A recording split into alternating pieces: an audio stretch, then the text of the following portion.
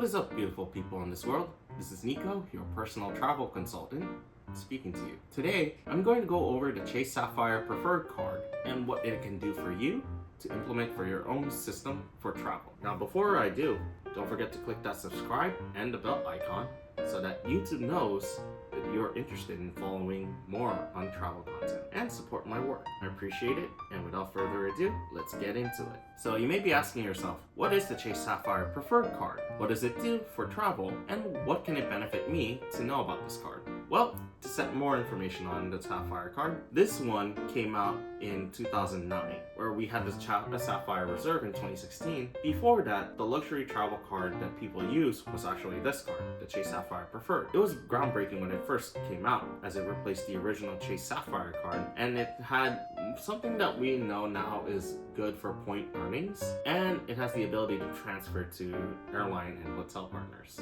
So that's why this card was rarely new to the people in the industry, and it's still good in today's meta. So let's get some things started to talk about the point earners in this card.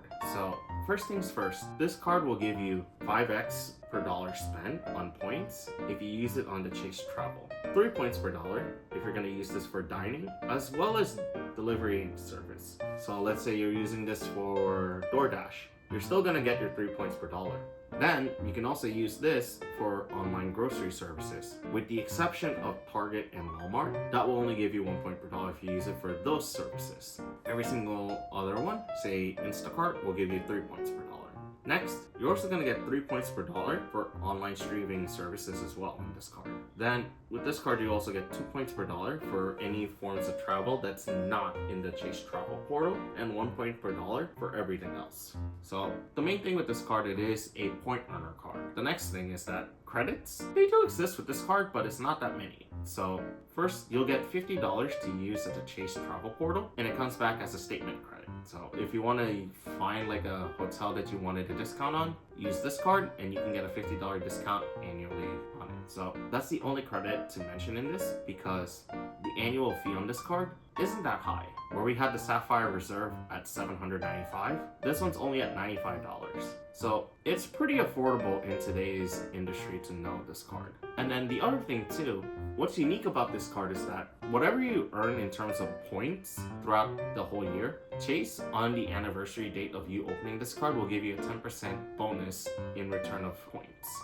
So it is good to have this card. And then the last benefit, just like the Sapphire Reserve, you'll get primary car rental insurance on this card. So heaven forbid that you're driving a car rental and an accident happens, no sir, Chase will have your back and will be able to cover anything without having to go through your own personal insurance. So this card is a pretty good one, and it's what we would say is like the intro card if you wanted to set up a strategy known as the Chase Trifecta card. So where you have maybe this or a Sapphire Reserve, and then maybe cards in the Freedom series, which we'll get into later in this series. The next thing we'll touch in this is that we've spoken that you can earn a lot of points and you can use them, but what can you use them exactly?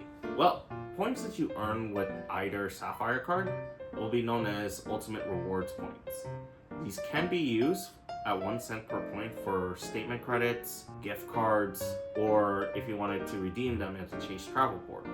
This is pretty good compared to like say an American Express, which only gives you 0.6 cents per point, but you can still do better by transferring to airline and hotel partners. The partners that are included within Chase are going to be World of Hyatt, Marriott Bonvoy, IHG, and the newly added Wyndham Rewards for the hotels. And when it comes to airlines, you can use it for United Mileage Plus, Southwest Rapid Rewards, KLM Air France Flying Blue, Air Canada Aeroplan, Avios, so like British Airways, Aer Lingus, Iberia, and Qatar Airways, Virgin Atlantic Fly Club, Singapore KrisFlyer, and JetBlue TrueBlue. If you transfer to these partners, you're gonna find outsized value, especially if you're trying to go for like a first class or business class flight. I know I've used this card when I transferred to Singapore Airlines, where not too long ago I used it to book a business class flight from Incheon, Seoul into Port Changi Airport, which was a really good redemption.